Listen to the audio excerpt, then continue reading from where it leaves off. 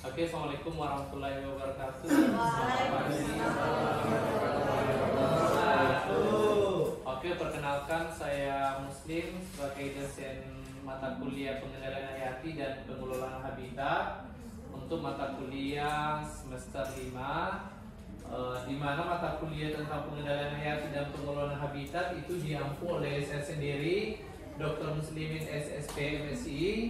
Kemudian ada Bu Dr. Nur Aida Wati MSI, kemudian ada Insinyur Elda Murbani Rosa MP. Untuk mata kuliah saya itu terkait ada 5 bagian. Itu adalah pengantar tentang pengantar tentang entomopatogen secara umum, kemudian ada cendawan entomopatogen, kemudian ada bakteri entomopatogen, virus entomopatogen, dan nematoda entomopatogen. Teman-teman.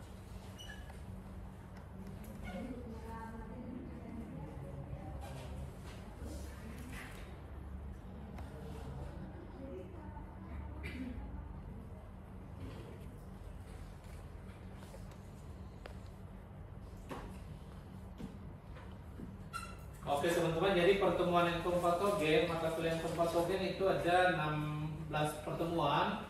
Itu adalah pertama adalah pendahuluan dan kontrak perkuliahan, kemudian biologi dan dampak patogen serangga, definisi patologi serangga, kemudian ada cendawan patogen, entomopatogen, bakteri entomopatogen, virus entomopatogen, nematoda entomopatogen, dilanjutkan sampai di pertemuan ke-16 itu adalah pengendalian hayati dan pada permukaan daun, akar dan batang yang akan nanti dijelaskan oleh dosen berikutnya.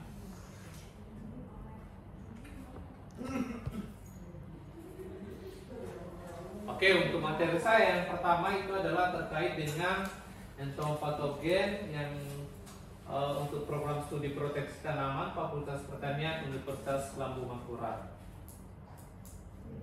Cendawan entomopatogen itu apa sih teman-teman? Cendawan entomopatogen. Cendawan entomopatogen adalah organisme heterotropis sebagai parasitus serangga. Oke, jadi cendawan entomopatogen adalah itu disebut dengan organisme heterotrof yang hidup sebagai parasit pada serangga.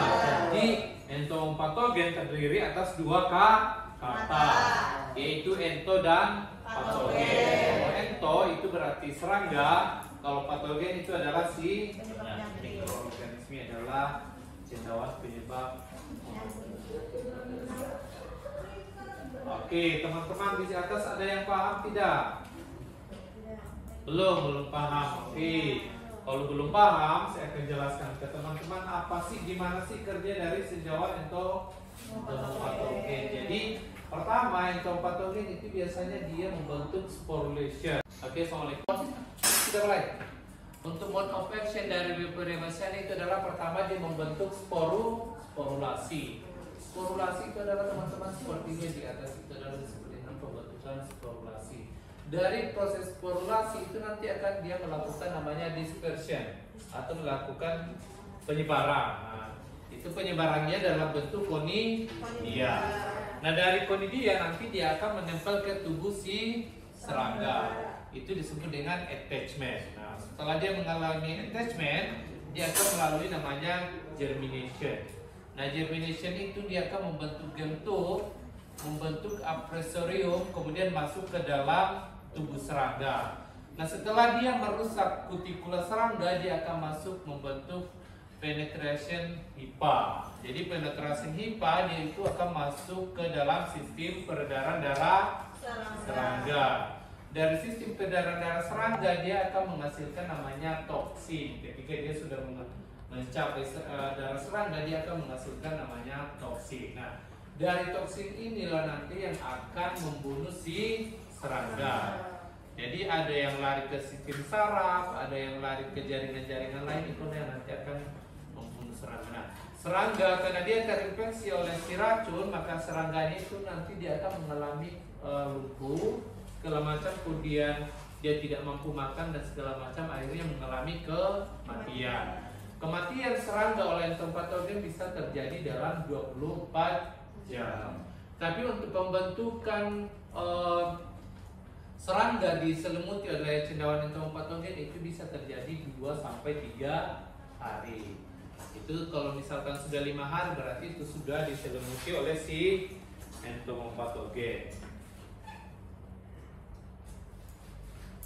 Oke, entomopatogen itu ada beberapa macam teman-teman. Yang pertama itu adalah Bioperia bassiana. Bioperia bassiana itu bagian-bagiannya kalau kalian lihat si lintang-lintang itu disebut dengan hipa. Kalau kalian lihat yang bentuk bulat-bulat atau biasa model-model anggur itu adalah biasanya ada spora. Spora itu terbagi atas 2 lagi teman-teman, ada odeospor dan iospor. Nah, kalau odeospor berarti spora yang sudah terbentuk agak lama atau terbentuk lebih awal.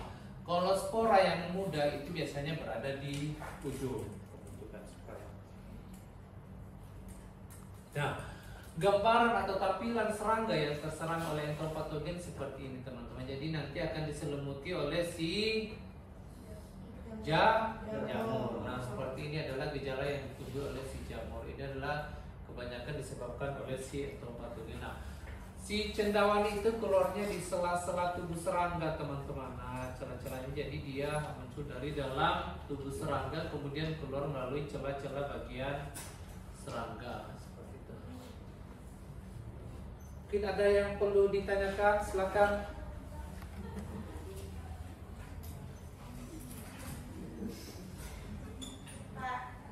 Pak, mau izin bertanya Pak, perkenalkan nama saya Siti Fauzia. Apakah semua spesies entomopatogen itu menyebabkan gejala yang sama? Oke, jadi yang entomopatogen itu tadi terbagi atas 4. Ada cendawan entomopatogen, bakteri entomopatogen, kemudian virus entomopatogen dan bakteri entomopatogen. Nah, untuk cendawan entomopatogen sendiri teman-teman nanti gejalanya seperti itu. Jadi di bagian luarnya itu akan ditumbuhi oleh si cendawan atau biasa disebut dengan hipa cendawan. Nah, untuk gejala si bakteri teman-teman itu nanti akan mengalami namanya busuk lunak. Nah, tuh kalau misalkan dia disebabkan oleh si bakteri nanti dia akan mengalami busuk lunak. Nah, itu untuk bakteri sendiri teman-teman, dia bekerja sama atau bersimbiosis dengan si nematoda. Jadi simbiosis nematoda dengan bakteri itu adalah si bakteri sudah ada di dalam usus nematoda. Nah, ketika nematoda menyerang sebuah tanaman, menyerang serangga, nanti si bakteri si stile dari nematoda mengeluarkan hipa. Di dalam hipa si nematoda itu adalah sudah terdapat bakteri. Nah, ketika si bakteri sudah masuk ke dalam tubuh serangga, itu akan mempermudah karena sudah terjadi pelukaan pada tubuh serangga, sehingga bakteri lebih mudah bekerja setelah dilakukan pelukaan oleh si nematoda. Jadi nematoda dan bakteri itu adalah bersimbiosis mutualisme. Oke. Untuk si virus sendiri itu teman-teman itu adalah nanti dia akan mengalami busuk lunak. Itu. Jadi ada polihedra yang dihasilkan. Polihedra itu adalah untuk si bakteri itu nanti menghasilkan namanya polihedra, cairan bentuk nanah. Nah, itu baunya sangat khas bau. Ya, teman-teman, itu adalah yang disebabkan oleh si virus atau biasa disebut dengan MPV. Nah, gejala serangan dari si virus itu ada ciri spesifiknya sebelum dia menghasilkan namanya polihedra. Itu adalah nanti tubuhnya akan berbentuk seperti ini, berbentuk V. Jadi kepalanya sudah turun, badannya sudah turun, tinggal yang proleks itu adalah tungkai palsu yang hanya menempel di tanaman. Nah, lama-lama nanti dia akan seperti ini menghasilkan namanya polihedra. Oke, jadi itu perbedaan. Jadi kalau si cendawan nanti dia dikenal dengan diselimuti oleh si cendawan, bentuknya keras. Kalau bakteri dia busuk lunak. Bakteri dan nematoda itu adalah bersimbion. Kalau dia virus itu dia nanti akan menghasilkan namanya polihedra, teman-teman.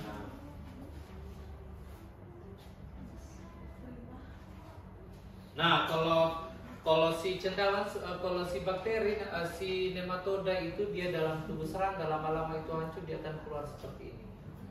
Jadi ribuan itu pertama kali untuk di ULM sendiri semenjak saya di sini itu adalah pertama kali ditemukan oleh angkatan 2021 itu adalah si serangga ditubuhi oleh si patogen. Jadi kalau kalian jumlahnya sangat banyak itu kalian bisa lihat, tapi kalau jumlahnya sedikit itu tidak terlihat. Seperti itu. Ada lagi. Oke. Jadi untuk si bakteri antropatogen itu adalah biasanya untuk yang saya tampilkan ini adalah sistem kerja dari Bacillus thuringiensis di odol lepidoptera. Jadi pertama itu adalah kalau jenis bakteri ini adalah dia sudah termakan. Jadi tanaman itu yang biasa diintroduksi oleh si Bacillus, nanti si tanaman itu akan termakan oleh si larva dari lepidoptera. Di larva di Bacillus itu ada di dalam ingestion spore dan protein kristal. Jadi di dalam tubuhnya sudah ada spore dan protein kristal. Nah, setelah dia termakan teman-teman, kalau dia sampai di usus depan itu belum berbahaya. Kalau dia sampai di usus depan, kenapa dia belum berbahaya di usus depan? Karena itu pH-nya masih rendah. Oke. Nah, setelah dia sampai di usus bagian tengah dengan usus bagian belakang itu pH-nya sudah mendukung pertumbuhan dari si bakteri ini. Jadi kalau dia sudah di usus belakang dan sampai dengan anus itu dia sudah sangat mendukung si bakteri ini bekerja dengan sangat baik. Ya, sudah. Nah, program kerjanya itu adalah teman-teman, jadi si kristal itu nanti akan merusak si saluran pencernaan. Itu pelan-pelan nanti dia akan mengkikis saluran pencernaan, kemudian terjadi pelukaan. Nah, setelah terjadi pelukaan, darah itu ketika dia bersatu dengan si protein dari Bacillus thuringiensis itu akan semakin ganas dan itu akan nanti menghasilkan dari kristal protein menjadi alfa toksin, kemudian menjadi toksin. Nah, inilah yang nanti akan menjadi berbahaya ketika si kristal sudah menjadi toksin. Nah, bisa terjadi nanti pendarahan pada serangga, itu terjadi pada dinding pencernaan dan lama-lama serangga akan mengalami kematian. Kenapa dia bentuknya gejala serangan itu berbeda dengan cendawan? Kalau cendawan itu umumnya dia membuat dia jadi keras, tapi kalau si bakteri dia akan membentuk jadi lembek. Teman-teman, itu adalah sistem kerja dari si bakteri entomopatogen. Silakan kalau ada yang ditanyakan. Izin Pak mau bertanya. Oke. Perkenalkan, nama saya Muhammad Yusuf. Ingin bertanya terkait penjelasan Bapak tadi. Virus itu kan bersifat sebagai parasit obligat, Pak. Nah, apakah virus sendiri bisa diisolasi seperti jamur dan cendawan?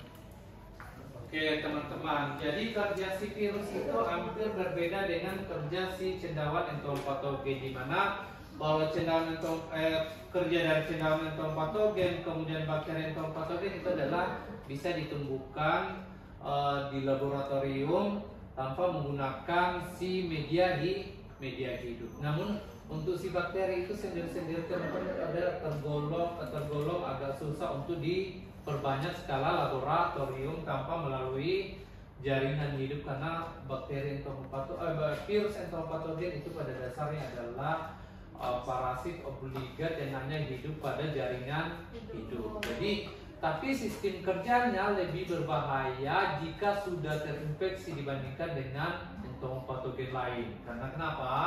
Itu di dalam tubuh jika sudah terinfeksi oleh virus entomopatogen itu akan berkembang lebih cepat dan lebih cepat mematikan dibandingkan dengan si entomopatogen. Nah, untuk kerja dari si mekanisme infeksi dari si virus entomopatogen sendiri teman-teman itu adalah melalui kalau misalkan itu sudah terdapat di tanaman, kemudian tanaman dimakan oleh si ulat, kemudian langsung masuk ke pencernaan, itu nanti akan mengalami namanya reaksi enzimatik khusus alkalis. Jadi dia dalam pencernaan itu, nah setelah itu virus akan bebas di dalam usus dari si serangga, kemudian melakukan perbanyakan dan merusak dinding usus dalam jangka 2-4 hari.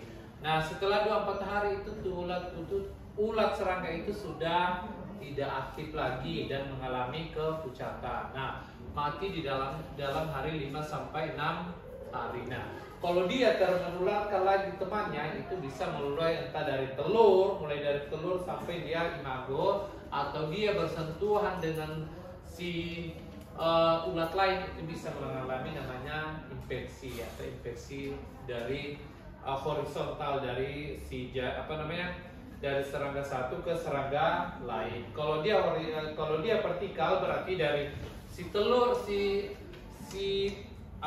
serangga itu menghasilkan telur, kemudian telur sudah ada virus di dalam sampai dia larva, kemudian imago, itu disebut dengan infeksi vertikal. Kalau horizontal berarti dia dari serangga satu ke serangga yang lain. Oke. Jadi untuk jenis virus sendiri agak susah diperbanyak untuk skala laboratorium. Silakan siapa yang mau bantu saya untuk menjelaskan materi yang tadi. Oke, silakan perkenalan diri, siapa namamu? Perkenalkan, nama saya Gina Hidayati. Di sini saya akan menjelaskan bagaimana mekanisme kerja dari cendawan entomopatogen. Cendawan entomopatogen memiliki mekanisme kerja yaitu penempelan dan penetrasi. Conidia atau spora jamur menempel pada kutikula serangga, dan lalu jamur menghasilkan enzim dan melakukan tekanan mekanis untuk menembus kutikula. Yang kedua, infeksi dan pertumbuhan. Setelah menembus kutikula, hipa atau benang-benang jamur tumbuh dan menyebar di dalam tubuh serangga. Jamur menginfeksi jaringan lunak dan cairan tubuh serangga. Yang ketiga, pembentukan toksin dan kematian. Beberapa jenis cendawan entomopatogen menghasilkan toksin yang merusak fungsi sel dan organ serangga.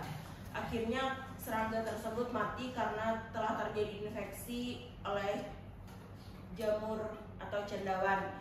Yang keempat itu ada penyebaran setelah matinya serangga. Cendawan akan tumbuh dan menghasilkan conidia baru dan akan menyebar dan menginfeksi serangga lain. Oke. Dan ke saya dulu. Oke, itulah tadi tentang terkait gimana sih cara kerja dari cendawan entomopatogen sudah dijelaskan oleh Gina. Saya harapkan teman-teman yang lain itu bisa memahami terkait dengan cendawan entomopatogen dan bagaimana mekanismenya. Mungkin ada salah satu mahasiswa yang bisa bantu saya terkait cara kerja dari bakteri entomopatogen, dipersilakan. Izin Pak. Oke, namamu siapa? Kenalan. Kembali, perkenalkan nama saya Muhammad Yusuf. Di sini ingin menjelaskan bagaimana mekanisme kerja dari bakteri entomopatogen. Untuk mekanismenya itu terbagi menjadi beberapa tahapan. Tahapan pertama itu ada infeksi, di mana infeksi ini juga memiliki beberapa tahapan lagi. Pertama, dia dapat menginfeksi melalui saluran pencernaan. Setelah itu dia dapat menginfeksi juga melalui kulit, di mana beberapa bakteri entomopatogen dapat menembus kulit serangga, terutama melalui luka atau bagian tubuh yang lemah. Kemudian dia juga dapat menyerang atau menginfeksi melalui lubang alami. Bakteri juga dapat masuk melalui lubang alami pada tubuh serangga seperti spirakel atau lubang pernapasan, dan juga melalui anus. Setelah itu, setelah dia melakukan infeksi, bakteri akan berkembang biak dan melakukan penyebaran. Dengan masuk ke dalam tubuh serangga, bakteri mulai berkembang baik di dalam hemosoel atau rongga tubuh serangga. Bakteri kemudian menghasilkan racun atau toksin yang menyebabkan kerusakan pada organ internal serangga, termasuk usus dan sistem kekebalan tubuh. Kemudian ada efek toksik yang dihasilkan, itu dia menghasilkan racun yang spesifik terhadap beberapa serangga tertentu. Misalnya bakteri Bacillus thuringiensis itu menghasilkan protein cry yang dapat melubangi dinding usus serangga sehingga menyebabkan kerusakan dan kematian pada serangga yang diserangnya. Setelah itu, kematian yang terjadi itu akibat kerusakan organ internal dari efek toksik dari racun tersebut, sehingga akhirnya akan mati. Kemudian kematian ini biasanya terjadi dalam beberapa hari setelah infeksi, bahkan bisa kurang dari 48 jam setelah infeksi terjadi. Kemudian penyebaran infeksi ini biasanya terjadi setelah inang mati. Bakteri akan keluar dari tubuh inang dan dapat menginfeksi serangga lain di sekitarnya untuk melanjutkan siklus infeksi. Oke, demikianlah penjelasan dari Yusuf tadi tentang cara kerja dari bakteri entomopatogen. Karena jam pelajaran kita sudah selesai, maka saya akhiri dan saya mengucapkan banyak terima kasih atas kerjasamanya. Saya menutup dengan ucapan Assalamualaikum warahmatullahi wabarakatuh. Waalaikumsalam.